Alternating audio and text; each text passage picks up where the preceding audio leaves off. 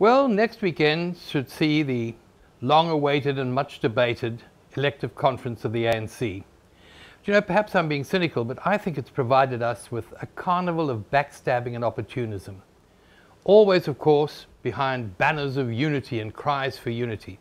But really, it's presented us, I think, with a political swamp, where the most corrosive elements are greed and self-interest. And right in the midst of this is COSATU, which still, I think, is probably numerically the largest trade union federation in the country. And they, of course, are involved in the ANC succession battle, in that COSATU officially backs Deputy President Cyril Ramaphosa to take over from President Jacob Zuma.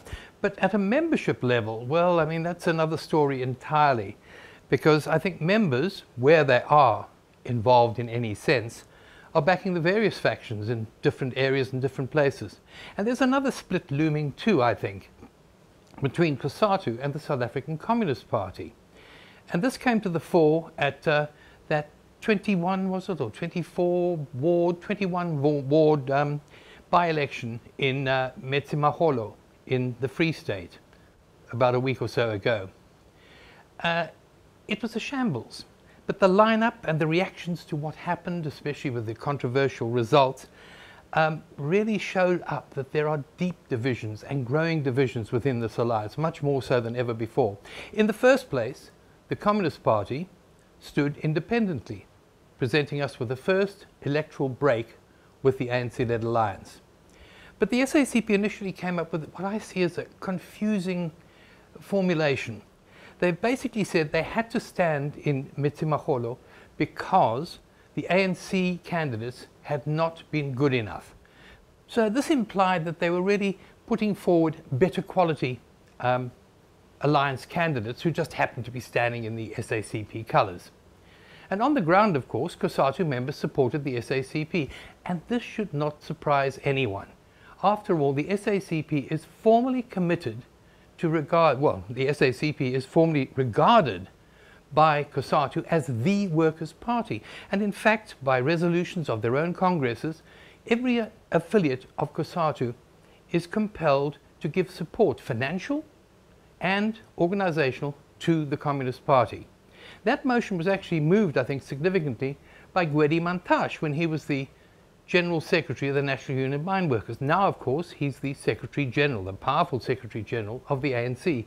But he also sits on the Central Committee of the Communist Party, of which he was a former chair. So we have a real problem here, a real lot more confusion than ever before. The COSATU leaders then turned around and said, no, we won't back the SACP, we'll only back the ANC. This was a rap over the knuckles, I think, to the Communist Party. But then it was followed, after the results were out and the Communist Party, the SACP, had won 3 seats in Metsimaholo, a statement that said that just because the SACP is in alliance with the ANC does not necessarily mean that it will back the ANC. Now, that's, to my mind, incredibly confusing, especially for COSATU members. It's heaped confusion on confusion. And this is what I hope to deal with, or clarify to some extent, in my Inside Labour column this week, which you can access on this platform, Fin24, tomorrow, and a version of which will appear in the City Press business section on Sunday.